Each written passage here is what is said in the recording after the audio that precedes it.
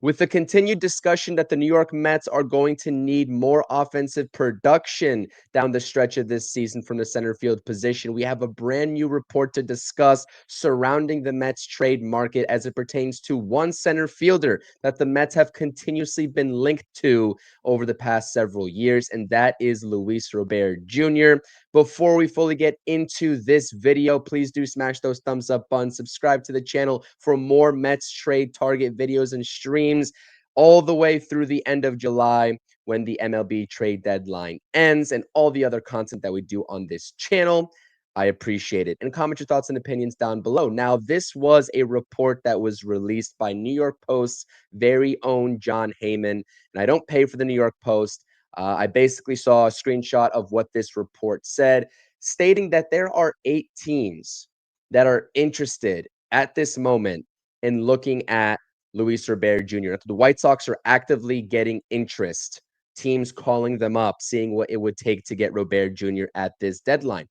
And honestly, the price has fallen exponentially, one would have to assume, given the lack of production offensively with Robert Jr. over the past season and a half.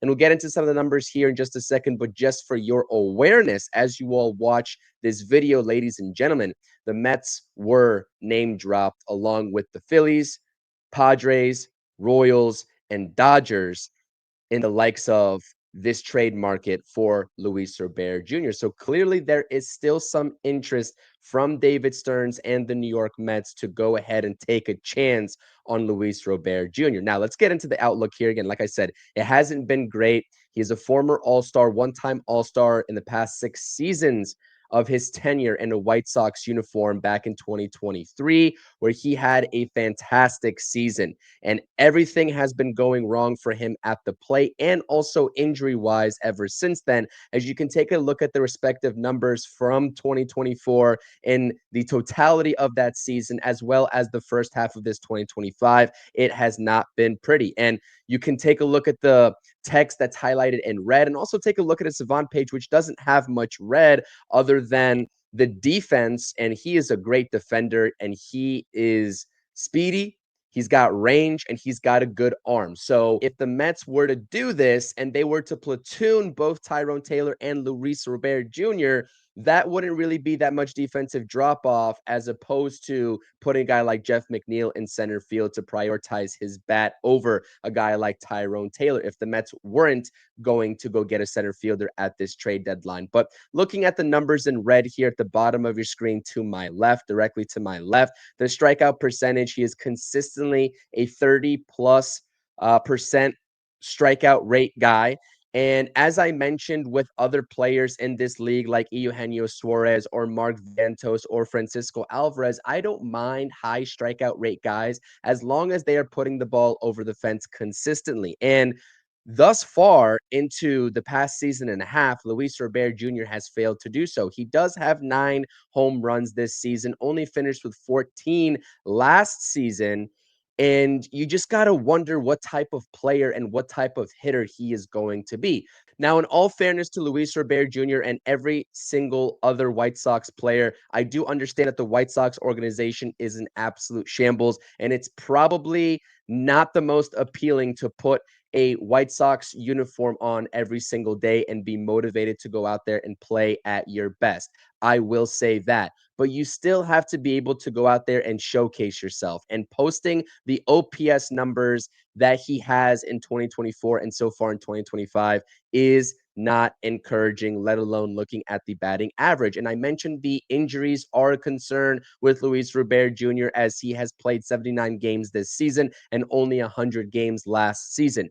Now, the other thing to note here about Luis Robert Jr., other than the lack of production and maybe some high upside defense, is that he does have 2 club options attached to his contract for the next 2 years, even after this 2025 season. So whichever team does end up with Luis Robert Jr. and strikes a deal for him with the Chicago White Sox this deadline is going to have an option at the end of this season and potentially at the end of the next season after that, whether or not to exercise that club option. And if a team does exercise the club option, that would mean he is getting paid $20 million in each of those respective seasons.